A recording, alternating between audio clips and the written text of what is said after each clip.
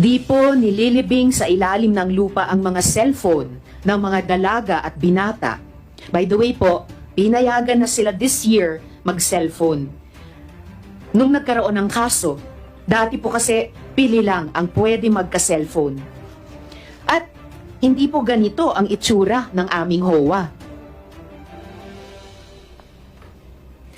Sabi din po ng aming nakapanayam, ang mga di sumunod daw sa rules, kinukulong sa tinatawag na foxhole, pinapadel o pinapaswimming sa tinatawag nilang Aroma Beach, na isang hinukay na area na puno ng dumi at ihi ng tao. Pangalawa, Tivian practices. Ang sitio Kapihan ay nasa loob ng Barangay Sering, na nasa loob naman ng munisipyo ng Socorro. Pero bakit tila may sarili silang gobyerno at tila kumukuha itong gobyerno ng donations mula sa ayuda ng mga tao na galing sa gobyerno at sa ating mga nagbabayad ng buwis? Ang tawag sa gobyerno nila, Nueva Jerusalem Esperanza Ministry Government. Pambihira, mayroon pa sila sariling Ministry of Budget and Finance. Mamaya, ilalahad din ng ating mga witness kung paano sila pilit na pinakasal sa mura nilang gulang, some as young as 12 years old, mismo ng tinatawag nilang Senyor Aguila. Pero ito pong ipapakita sa inyong family planning form ay paunang patunay. Ito ay mga miyembro ng SBSI at kita naman sa address nila na Kapihan. Mga menor de edad ito. Halimbawa, itong isang pinapakita ko, ang edad niya ay 15 years old. Based on this document, siya po ay may isa ng anak at ang civil status niya ay married. Pag chinek ang local civil registrar, wala pong record ng kasal, ng pagpapanganak, ng pagkamatay.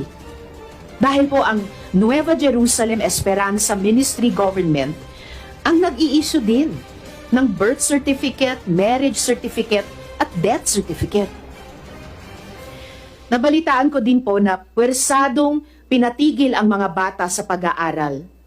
At halos 30% lang ang pinayagang pumasok sa school.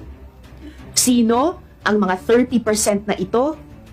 Sila ang mga nakapasok sa 4-piece program. Sayang nga naman daw ang makukuha na cash transfer dahil makakaporsyento pa ang kulto. In fairness naman sa kanila, may at least 2 lehitimong proseso ng gobyerno sila na sinasalihan. Ang pagkuha ng ayuda at ang pagboto sa local at national na eleksyon. Sayang nga naman ang command vote. Kakaiba din talaga ang karisma ni J. Renz Kilario o ang tinatawag na Senyor Aguila. Ayon sa ating mga witnesses, siya ay nagkakasal, nagbibinyag, nagpaparusa, nagbibigay ng atas sa araw-araw. Tama naman siya sa mga media interviews. Hindi siya ang Diyos. Siya ang reincarnation ni Santo Niño. Siya ang Ginoo. Sus Ginoo. Why is this important to lay down, Mr. Chair? Because the cult is the vehicle they use to perpetrate the multiple abuses on the children of SBSI. The cult is the cover to avoid scrutiny. The cult is what they use to provide impunity to its leaders. The cult is what forces community members to look the other way even when abuse and exploitation happen right in front of their eyes. Sabi nga sa isang pelikula, if it takes a village to raise a child, it also takes a village to abuse one. Alam niyo po, ako po ay community organizer dati at suportado ko ang mga lehitimong people's organizations at ang right to organize.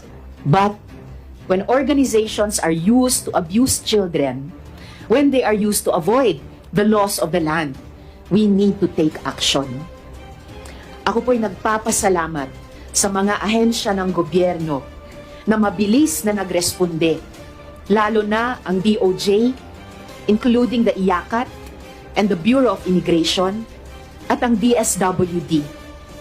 Nagpapasalamat din ako sa Diocese of Surigao para sa kanilang panawagan para sa kaligtasan ng mga taga-kapihan na biktima ni J. Renz at ng kanyang mga kasama.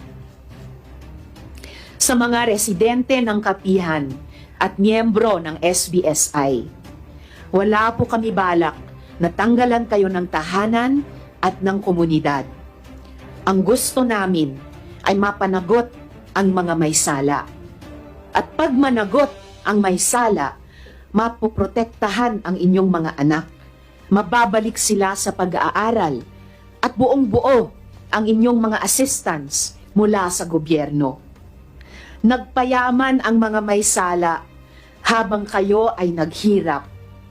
Pinilit nila kayong ibenta ang inyong mga lupa at bahay at pinatira kayo sa mga barong-barong. Samantalang sila,